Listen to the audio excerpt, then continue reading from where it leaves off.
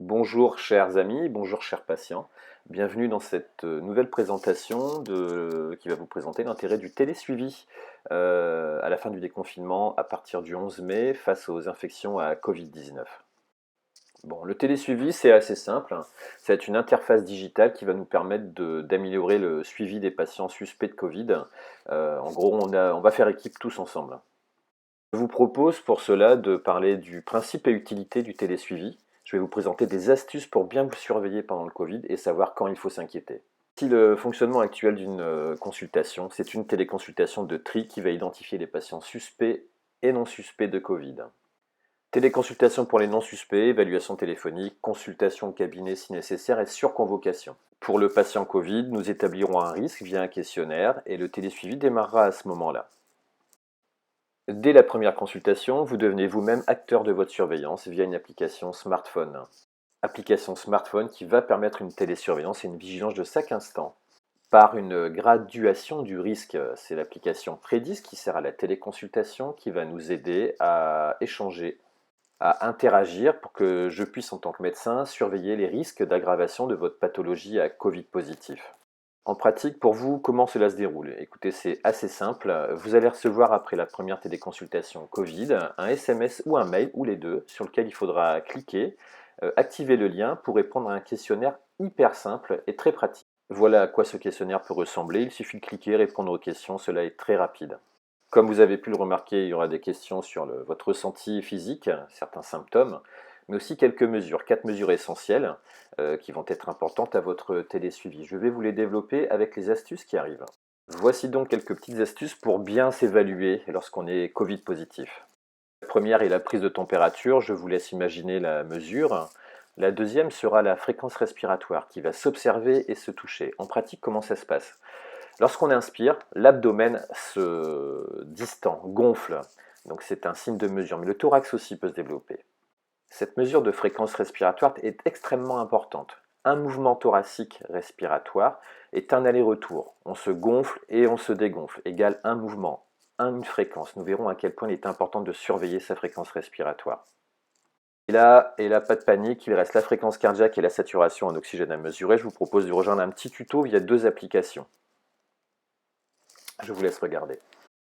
Téléchargez une application smartphone sur la mesure de l'oxymétrie, la saturation en oxygène, via Apple, mais il existe aussi sur Google évidemment. Le mode de démarrage est simple, il suffit de positionner son doigt sur la petite lumière et vous allez voir que la fréquence cardiaque ainsi que la saturation vont être décrites. Ces critères de surveillance avec la fréquence respiratoire sont extrêmement importants pour voir le niveau de tolérance du Covid.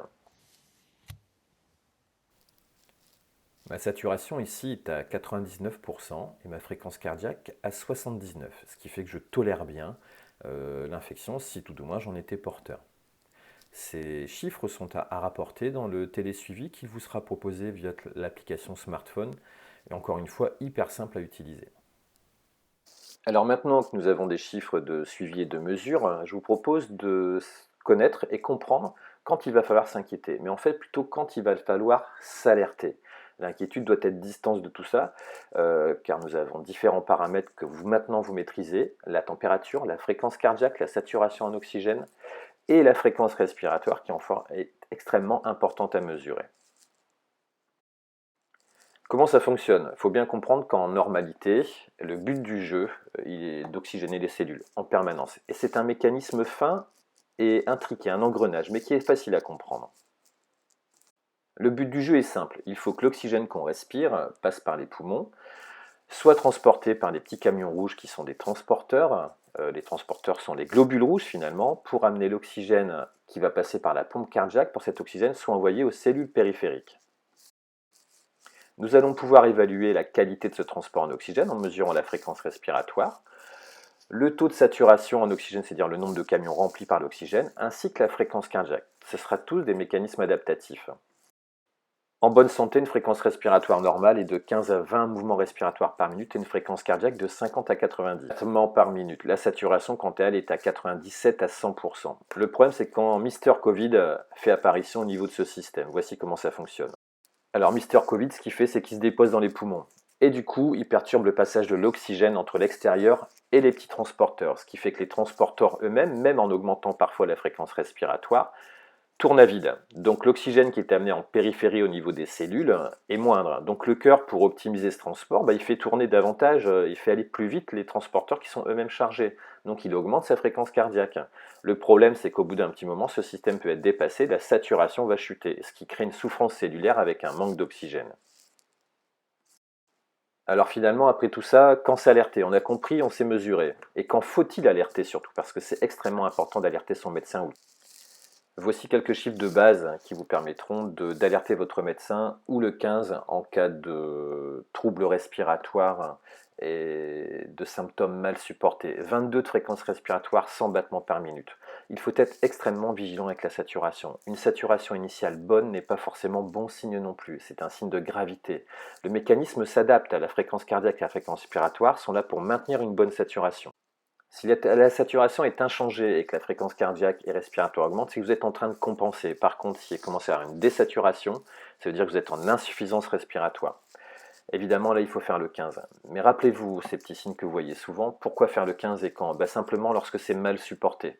On peut s'adapter, on peut appeler son médecin traitant lorsqu'on commence à augmenter sa fréquence respiratoire et cardiaque. Par contre, s'il y a des troubles de conscience, de grosses difficultés à respirer ou une désaturation, ou simplement des troubles du comportement, il est nécessaire de faire le 15. N'hésitez pas à l'alerter en cas de gravité. Voilà, cette petite vidéo est terminée. J'espère qu'elle a été pratique et informative pour vous. Je vous laisse me renvoyer des questions si vous le souhaitez. N'hésitez pas à me proposer des sujets à aborder que je pourrais peut-être vous expliquer. Mon idée est de faire un peu la passerelle entre le monde médical, peut-être parfois un peu trop technique et scientifique, et puis ce qu'on vit au quotidien tout simplement pour que le plus grand nombre puisse se surveiller et être en bonne santé. Et n'oubliez pas ce qui suit. Il n'y a pas que le Covid dans la vie. N'oubliez pas qu'il y a beaucoup de pathologies pour lesquelles il faut prendre un avis médical et ne négligez pas. Voilà, topo terminé. Je pense qu'on va réussir à se cloner mutuellement pour faire face à ce Mister Covid. Salut!